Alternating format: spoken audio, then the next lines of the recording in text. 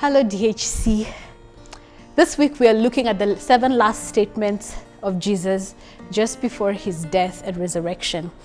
Today, day 4, we're looking at John chapter 19, verse 26 and 27, which says, "When Jesus saw his mother there and the disciple whom he loved standing nearby, he said to her, 'Woman, here is your son,' and to the disciple, 'Here is your mother.'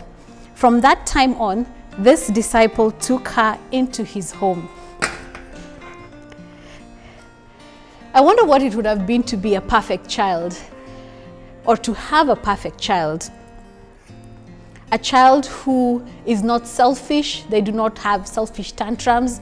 A child whose room is always neat and tidy and not trashed all the time. A child who spends their allowances as they're supposed to and not just squanders them and then comes asking for more. A child who doesn't pout at the meal that's put before them. Imagine what that would be. But this is the reality check.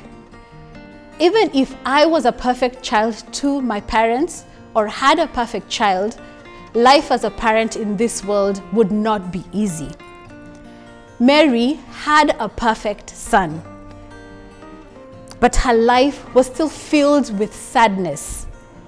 And it's hard to imagine the mixture of love and loss in which Mary's emotions carried at this time as she's looking up at the cross where her son has been nailed.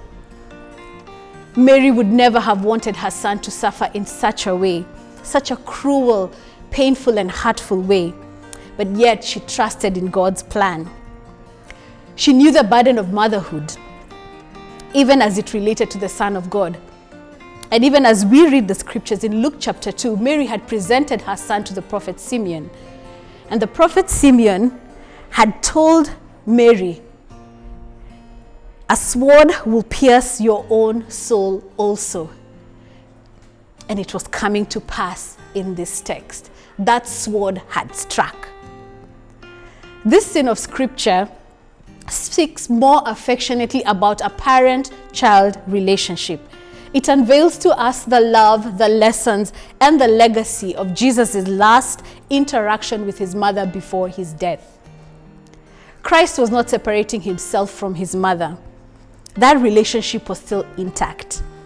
But he was giving his mother another son whom he himself loved. John was the only of the 12 disciples who was present at the foot of the cross with Jesus' mother. And this presence of John reflects to us his loyalty, courage, and faith in Jesus. And so even as we reflect today, it's a reflection of a love that Christ has for his family. He proves to us that he loves us. He directs his thoughts towards us and shows that he loves us. He is mindful of our needs, just as he was mindful of the needs of his mother.